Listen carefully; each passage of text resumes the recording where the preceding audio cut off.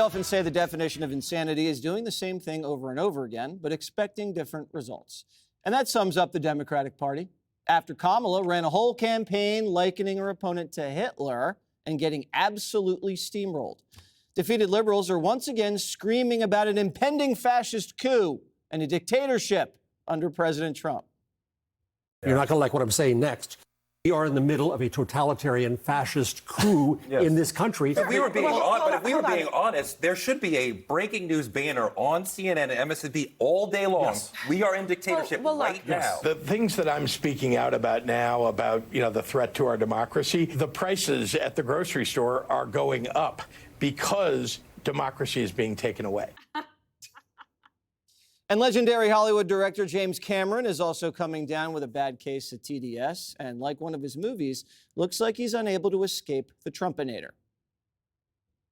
I think it's horrific. I think it's horrifying. And, we could talk about this all day long. But, I see a turn away from everything decent. America doesn't stand for anything if it doesn't stand for what it has historically stood for. It becomes a hollow idea. And I think they're hollowing it out as fast as they can for their own benefit. So, Jessica, we're doing the dictatorship thing again? I guess so. How did it work last time? Not great. I think that you can, not to be a broken record from just 5 minutes ago, I think you can talk about the specifics of what's going on without using the kind of terminology that turned off a lot of people. So the base desperately wants people to go on offense. And I get that. It's something, 65 to 70% want people in positions of power to go harder, or I forget the exact term that they used in the survey for it. But I think that you can set the stage by just saying Donald Trump doesn't respect the way the government works. He wants to override Congress. Congress appropriates the money. Donald Trump thinks you do what you want. He doesn't respect the judiciary. They threaten judges who make decisions that they don't agree with. He doesn't believe in a free press. Not only what's going on with the AP, but changing the way the press pool works. And I think changed the press pool. Well, wow. Go check out what Jackie Heinrich has. Our own Jackie Heinrich. No, our very own. I'm sorry, Jackie. That's not going to work on us. We don't. Well, we think for humanity. ourselves. I love Jackie, but I disagree with her. There you go. It is a free country. No, it's not the end of the story. It is just the beginning. That's my line. Is it in your notes? Just the beginning? Anyway, I'm done. Good.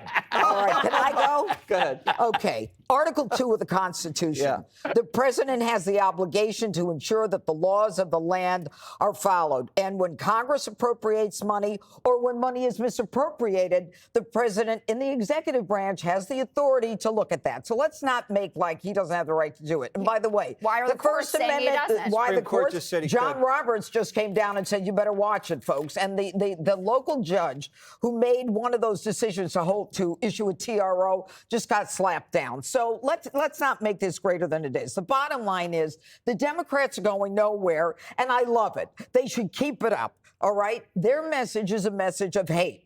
Everything's about hate. And Pritzker, he shouldn't be talking about food prices. He should be talking about food in his own situation. But when he says the prices at the grocery store are going up because democracy is being taken away, who is he kidding?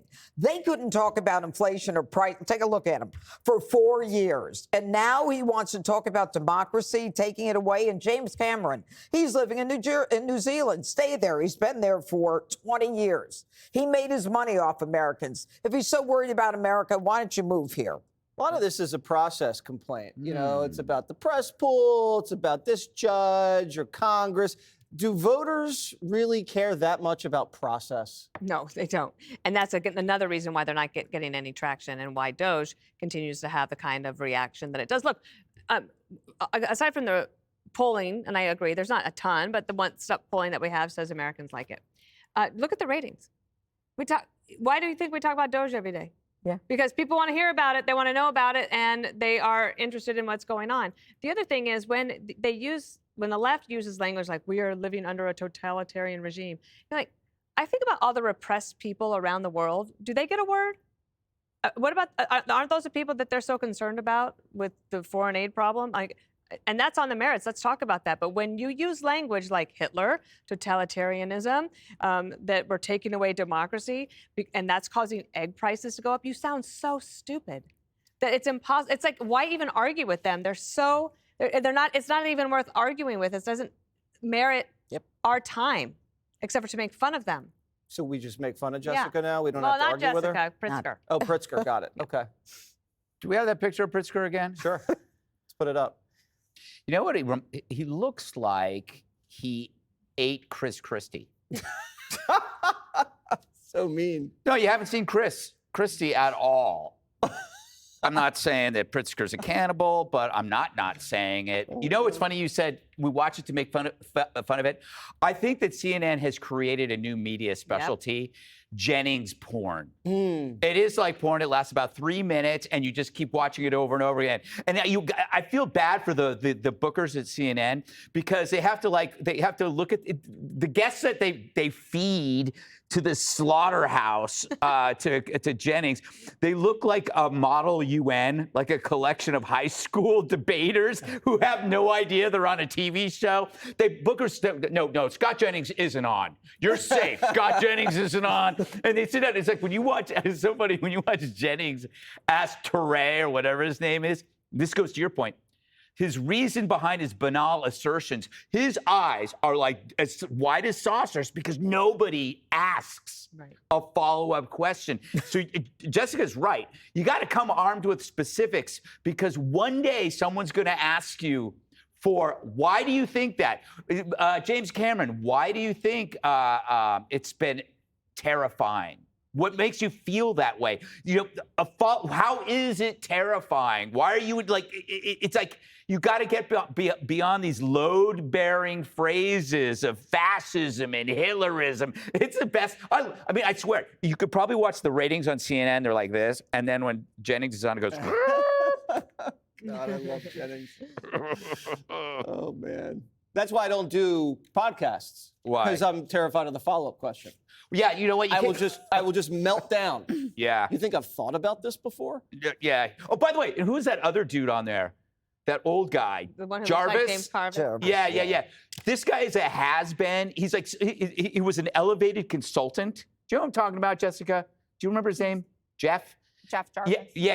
He's like he's just been around pretending to be like an expert.